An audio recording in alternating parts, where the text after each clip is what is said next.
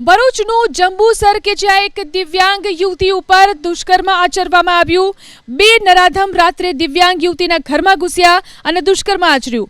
પીડિતાની ભાભી જાગી જતા બૂમાબૂમ કરી અને બંને આરોપીઓ ભાગી ગયા। ઘટનાની જાણ થતાં જ ગ્રામજનો પણ દોડી આવ્યા। પોલીસ ફરિયાદ થતા ગણતરીના કલાકોમાં જ પોલીસે બંને આરોપીઓને નડિયાદના સીમ વિસ્તારમાંથી દબોચી લીધા।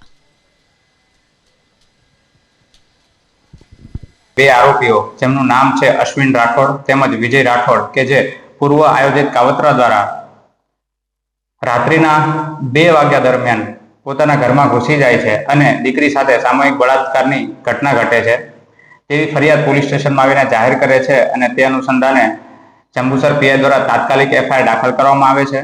ઘણી મહેનતના અંતે એક સફળતા પ્રાપ્ત થાય છે અને આરોપીઓ કે જે બે અશ્વિન રાઠોડ તેમજ વિજય રાઠોડ કે જે નડિયાદની સીમમાં છુપાયેલા હોય છે અને તેમને ત્યાંથી પકડી પાડવામાં આવે છે।